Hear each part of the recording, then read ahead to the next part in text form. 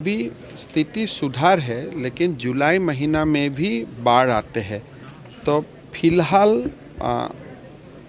थोड़ा water level recede हुआ है, लेकिन जब अरुणाचल भूटान में बरसात होगा फिर दोबारा यहाँ होने का संभावना होता है। तो इसीलिए हम लोग एक लाइन मार के चलता हूँ कि 15 अप्रैल से 15 अगस्त, तो यही 3 महीना हमारे लिए सबसे खतरनाक होता है। अभी स्थिति सुधार है, लेकिन जुलाई महीना में भी बाढ़ आते हैं।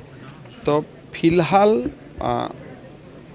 थोड़ा वाटर लेवल रिसीड हुआ है, लेकिन जब अरुणाचल भूटान में बरसात होगा फिर दोबारा यहाँ होने का संभावना होता है। तो इसीलिए हम लोग एक लाइन मार के चलता हूँ कि 15 अप्रैल से 15 अगस्त, तो यही 3 महीना हमारे लिए सबसे खतरनाक होता है। अभी स्थिति सुधार है, लेकिन जुलाई महीना में भी बाढ़ आते हैं। तो फिलहाल थोड़ा वाटर लेवल रिसीड हुआ है, लेकिन जब अरुणाचल भूटान में बरसात होगा फिर दोबारा यहाँ होने का संभावना होता है। तो इसीलिए हम लोग एक लाइन मार के चलता हूँ कि 15 अप्रैल से 15 अगस्त, तो यही 3 महीना हमारे लिए सबसे खतरनाक होता है। अभी स्थिति सुधार है, लेकिन जुलाई महीना में भी बाढ़ आते हैं। तो फिलहाल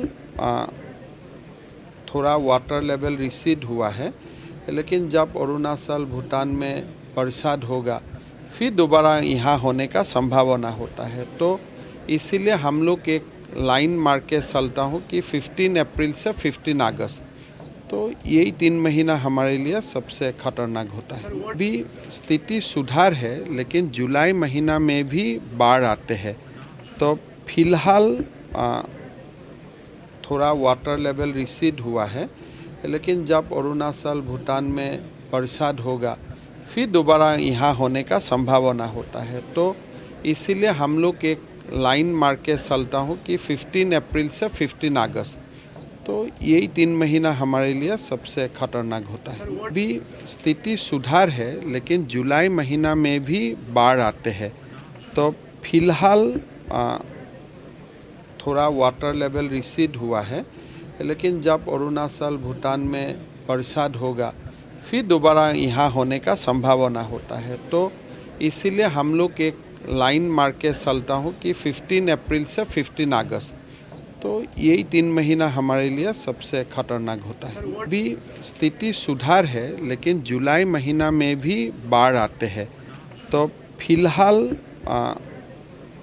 थोड़ा वाटर लेवल रिसीड हुआ है, लेकिन जब अरुणाचल भूटान में बरसात होगा फिर दोबारा यहाँ होने का संभावना होता है। तो इसीलिए हम लोग एक लाइन मार के चलता हूँ कि 15 अप्रैल से 15 अगस्त, तो यही 3 महीना हमारे लिए सबसे खतरनाक होता है।